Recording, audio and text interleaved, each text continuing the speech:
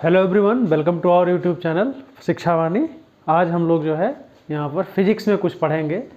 Class 10th की physics में एक चैप्टर है इलेक्ट्रिसिटी।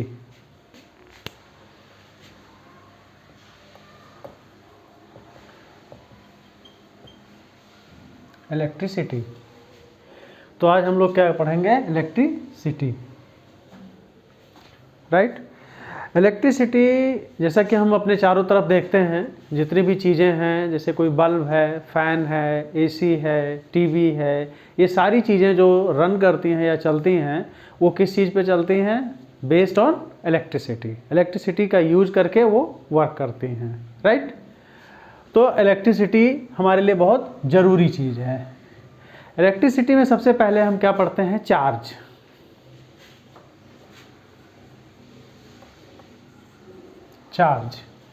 चार्ज एक्चुअली जो है ये physical properties of a matter है, और ये क्रिएट तब होता है जब किसी भी मैटर को, हम ऐसे मैटर को किसी इलेक्ट्रोमैग्नेटिक फील्ड में हम प्लेस करते हैं तो उस पर एक फोर्स एक्ट करता है जिसकी वजह से वो चार्ज क्रिएट होता है। चार्ज टू टाइप्स के होते हैं, एक पॉजिटिव चार्ज और एक नेगेटिव चार्ज। एक पॉजिटिव चार्ज और एक नेगेटिव चार्ज होते हैं। अब इलेक्ट्रिसिटी जो है बेसिकली फ्लो ऑफ चार्जेज, यानी rate of flow of charge. Electric current, electric current जो हमारा होता है that is rate of flow of charges, ठीक है। यानी rate of flow of charge. Charge जिस रेट से फ्लो होता है उसको हम क्या कहते हैं? इलेक्ट्रिक करंट कहते हैं, राइट। इलेक्ट्रिक करंट में इसका मतलब ये हो गया कि Q अपॉन T। Q को हम किससे शो करते हैं? चार्ज से। Q हमारा चार्ज है, T हमारा क्या है? टाइम है। और इलेक्ट्रिक करंट को शो करते हैं I से, I करंट, यानी I is equal to Q upon T। इसको स्मॉल आई से भी शो किया जा सकता है, कैपिटल आई से भी शो किया जा सकता है। अभी यहाँ स्मॉल आई से भी हमने शो कर दिया, तो I is equal to Q upon T, ठीक है। यानी चार्ज अपॉन टाइम, ठीक है। चार्ज की जो यूनिट होती है वो क्या होती है? कूलॉम।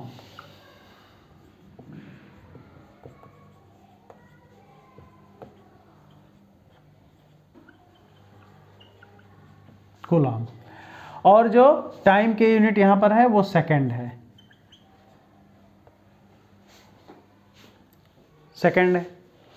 तो इसका मतलब, और आई की यूनिट जो यहां आती है, यानी इलेक्ट्रिक करंट की जो यूनिट आती है वो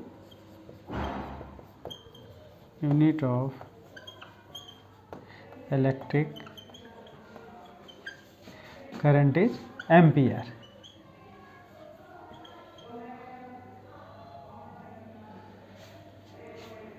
एम्पियर होती है, ठीक है, जिसको हम ए से शो करते हैं, राइट। अब इसमें हम बात करते हैं कुछ और टर्म्स हैं, जैसे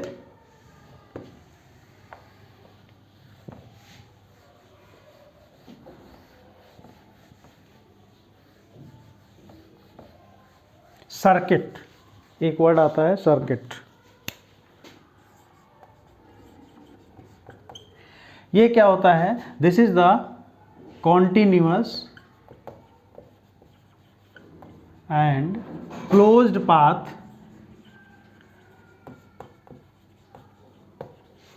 ऑफ इलेक्ट्रिक करंट,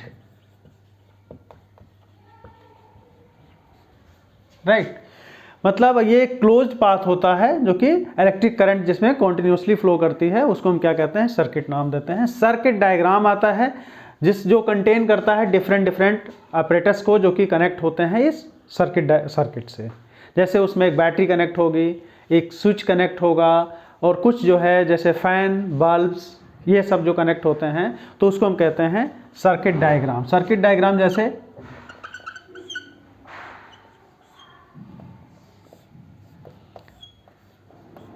इस तरह की चीज़ होती है जिसमें ये बल्ब है, ये रेजिस्टेंस है, सपोज कुछ भी लगा हुआ है जैसे टीवी, टेलीविज़न या समथिंग, और ये हमारा क्या है, की है, ये हमारा बैटरी है, राइट। ये बैटरी है, इसका प्लस माइनस, और ये की है। की का काम क्या होता है, की का काम होता है हमारा कि सर्किट को ऑन या ऑफ करना।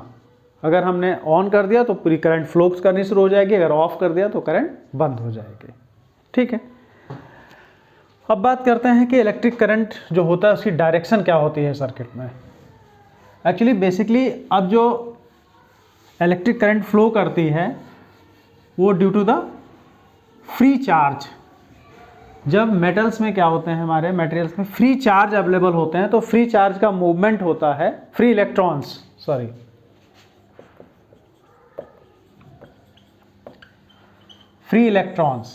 फ्री इलेक्ट्रॉन्स का जब मूवमेंट होता है तो इससे हमारा क्या है, इलेक्ट्रिक करंट फ्लो करती है। तो जो डायरेक्शन होती है इलेक्ट्रिक करंट की, वो डायरेक्शन क्या होती है, direction of electric current is opposite to the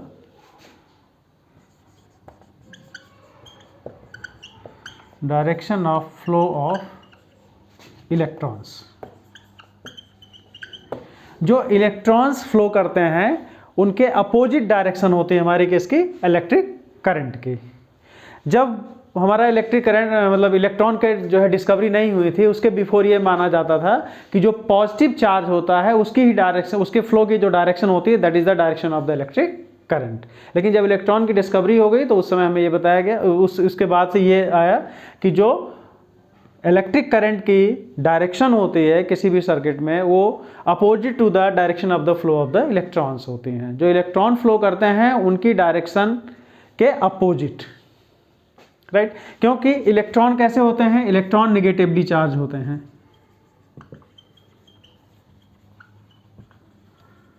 electron negatively charge होते हैं, तो इलेक्ट्रॉन जो निगेटिवली चार्ज है वो जब हम बैटरी से उसको कनेक्ट करते हैं तो बैटरी में किधर, वो पॉजिटिव टर्मिनल्स की तरफ मूव करते हैं,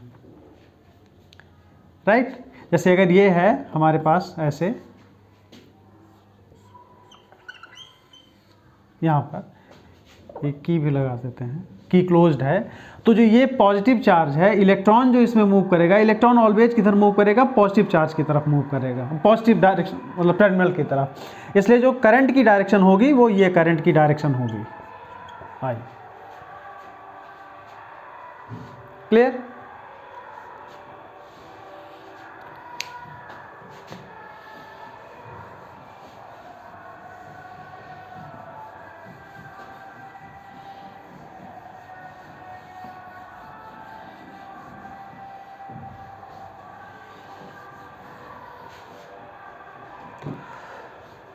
अब बात करते हैं इसमें हम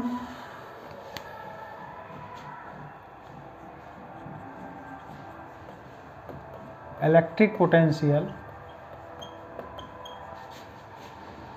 and potential difference.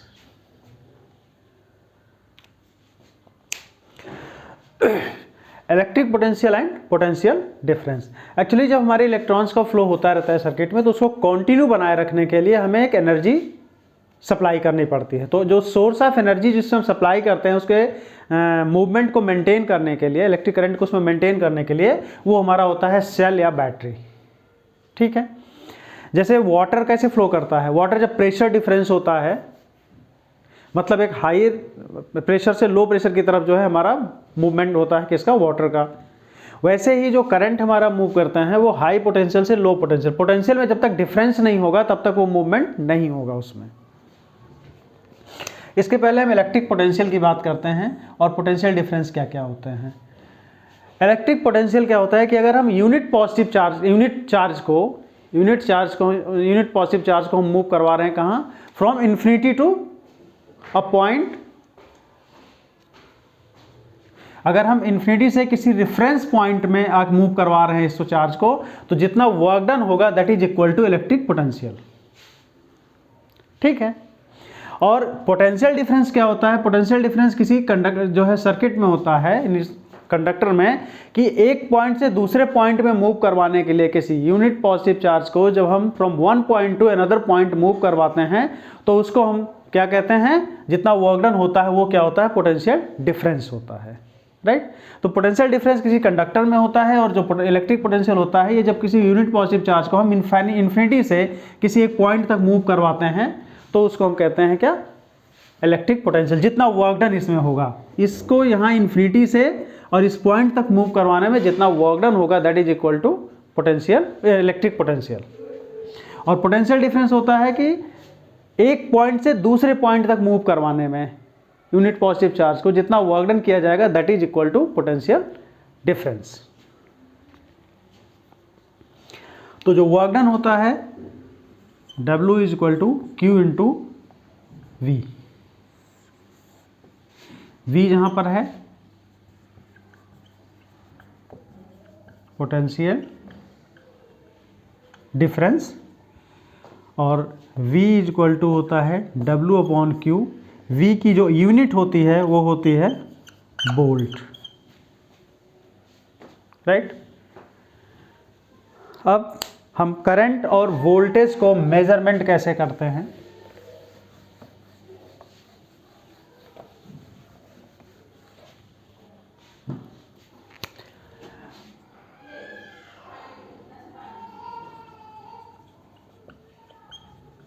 Measurement of electric current.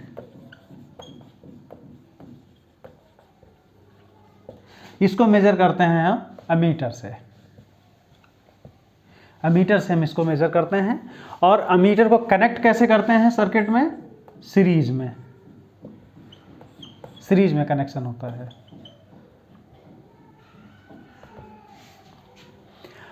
और जो पोटेंशियल डिफरेंस को मेजर करने के लिए यानी वोल्टेज को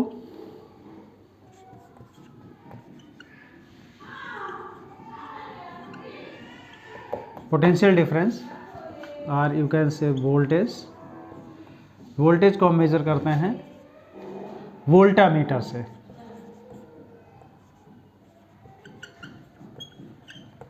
वोल्टामीटर से उसको कनेक्ट किस में करते हैं? पैरेलल में। इसको कनेक्ट करते हैं पैरेलल में, सीरीज। तो वोल्टमीटर से क्या हम करते हैं? वोल्टेज को और इलेक्ट्रिक करंट को हम अमीटर से मेजर करते हैं।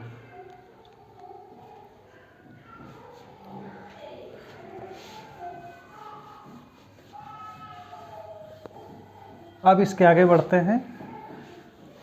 अब एक बहुत फेमस लॉ आता है that is Ohm's law.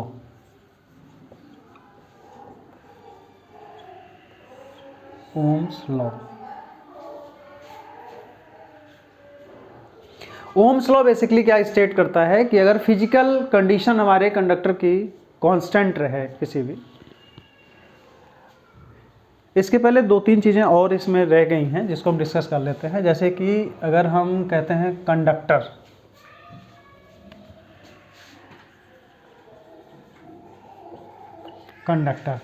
Conductor वो मटेरियल्स होते हैं जिनके through electric current can pass through, जो अपने में से इलेक्ट्रिक करंट को अलाउ करते हैं कि पास करे। तो ऐसे को हम कहते हैं कंडक्टर।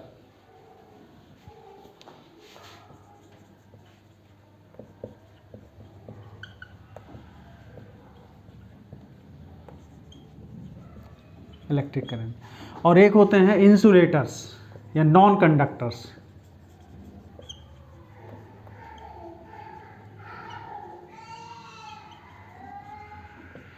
जो कि डू नॉट अलाउ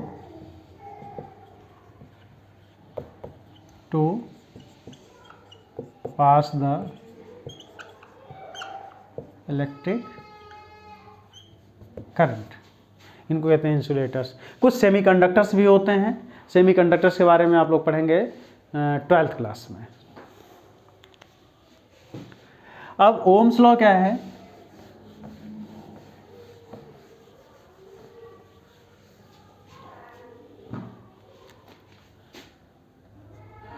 अगर किसी कंडक्टर में हम किसी सर्किट में जो कंडक्टर हमारा हुआ है उसमें अगर हम पोटेंशियल डिफरेंस V अप्लाई करते हैं तो उसमें जो करंट फ्लो करेगी I वो डायरेक्टली प्रोपोर्शनल होगी पोटेंशियल डिफरेंस अप्लाइड, यानी current flowing through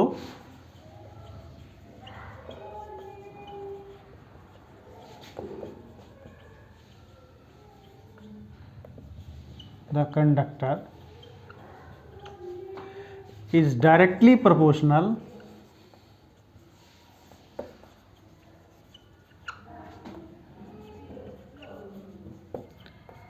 to the applied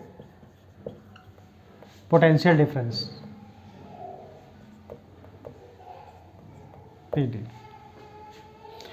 ये टू अप्लाइड पोटेंशियल डिफरेंस या इसको कहते हैं वोल्टेज। यानी जो V हमारा है पोटेंशियल डिफरेंस है that is directly proportional to the current flowing through the conductor, that is the Ohm's law कि जितना भी हम उसमें पोटेंशियल डिफरेंस जितना हमारा है अप्लाई किए हुए जितना वोल्टेज है वो किसके डायरेक्टली प्रोपोर्शनल होता है, directly proportional to the current flowing through the conductor, यानी V is directly proportional to I। V increase करेंगे I इंक्रीज करेगा, V डिक्रीज करेंगे I डिक्रीज करेगा। जितना हम अधिक पोटेंशियल डिफरेंस से जितना अधिक वोल्टेज हम देंगे उतना ही अधिक हमारी करंट फ्लो करेगी उसमें। इस प्रोपोर्शनलिटी साइन को इक्वल साइन से हम रिप्लेस करेंगे तो I इंटू आर, एक R यहाँ पर क्या है, एक कांस्टेंट है जिसको हम कहते हैं रेजिस्टेंस, ठीक है। R यहाँ पर एक कांस्टेंट है जिसको हम कहते हैं रेजिस्टेंस। एक्चुअली जब हमारा फ्लो होता है किसी भी कंडक्टर में फ्लो करता है इलेक्ट्रॉन तो उसको अपोज किया जाता है, उसके फ्लो का अपोज किया जाता है। तो जो फ्लो का अपोज करता है वो प्रॉपर्टी क्या होती है, रेजिस्टेंस होती है उस मटेरियल की। जो रेजिस्टेंस होता है मटेरियल का वो उसको अपोज करता है उसके फ्लो को। तो V equal to I R, this is the famous law that is Ohm's law. यहाँ से हम और फॉर्मूले बना सकते हैं। Suppose we want to calculate I, तो I को कैलकुलेट करना है तो I equal to V upon R, ये भी एक फॉर्मूला बन गया। R को कैलकुलेट करना है तो V अपॉन I, ये। अगर हम V और I के बीच में एक क्या करें, ग्राफ ड्रॉ करें तो ग्राफ जो हमारा होगा वो क्या होगा, हमेशा स्ट्रेट लाइन होगा। ग्राफ कैसा होगा, स्ट्रेट लाइन होगा।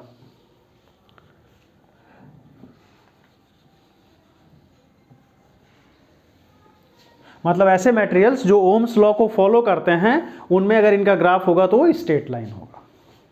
अब इनकी फिजिकल कंडीशंस कांस्टेंट होनी चाहिए, लेकिन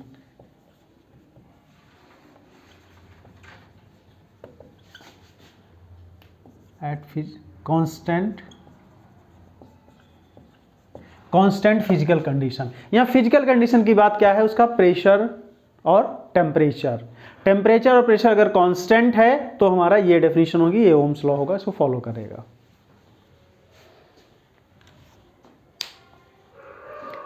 अब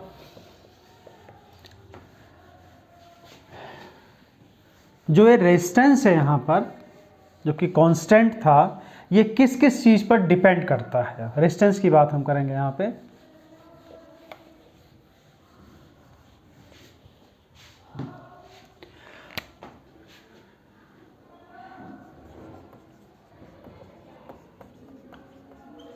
resistance depends, that is the, depend किस पर करेगा रेजिस्टेंस।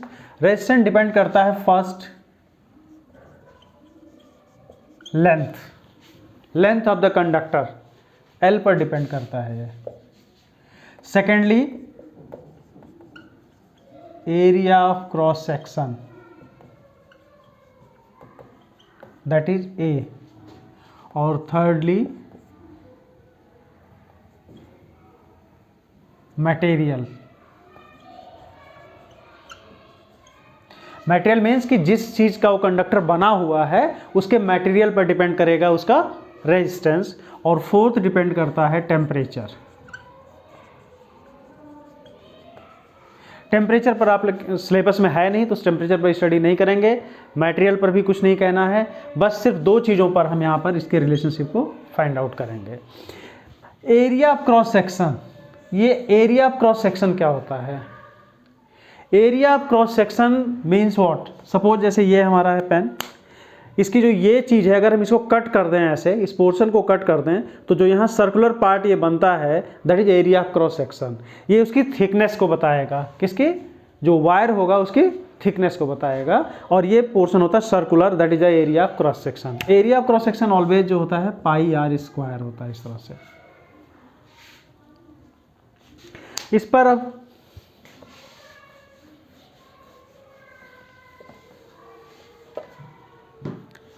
तो जो R होता है, R is directly proportional to L। R जो है L के डायरेक्टली प्रोपोर्शनल होता है। अगर L इंक्रीज करेगा तो R इंक्रीज करेगा, L डिक्रीज करेगा तो R डिक्रीज करेगा, first.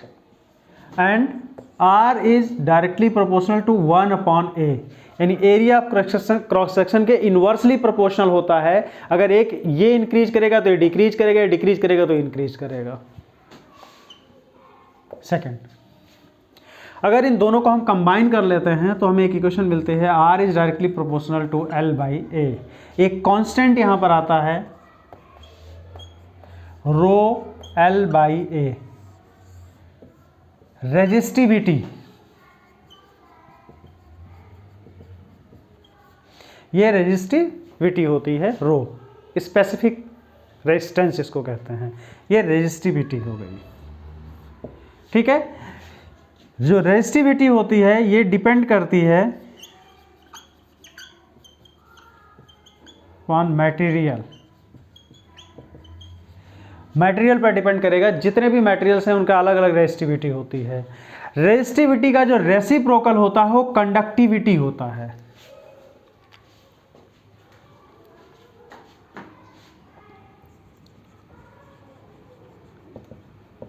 Conductivity is directly proportional to 1/ρ, इसका रेसिप्रोकल होता है।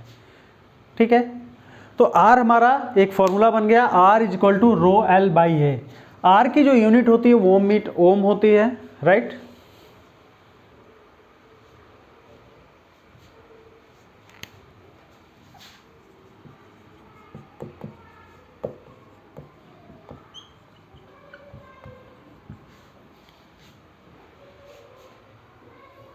ठीक है, तो ये हो गया हमारा R हमारा इन चीज़ों पे डिपेंड करता है कि length of the conductor, area of the cross section of the conductor, and temperature, and fourth on material, जिसका मटेरियल का बना हुआ है उस पर डिपेंड करता है वो। अब इसमें जो बचता है इसके बाद में हमारा, जो कि 10th के सिलेबस में है, अभी बेसिकली 10th के सिलेबस से ही अभी मैं बता रहा हूँ, तो उसमें अब है कि इनका कैसे जो है हम सिस्टम्स ऑफ रेजिस्टर्स को कैसे स्टडी करेंगे। मतलब कि अगर हमारे पास कई रेजिस्टेंसेज हैं तो उनको हम कैसे कनेक्ट करेंगे। तो कनेक्शन का जो प्रोसेस है वो दो मेथड है यहाँ पर, एक्चुअली 10th में या कहीं पर भी दो प्रोसेस है। दो मेथड में जो पहला मेथड है वो है सीरीज का, और जो दूसरा मेथड है वो है पैरेलल मेथड। तो इन दोनों मेथड्स को हम नेक्स्ट क्लास में जो है स्टडी करेंगे।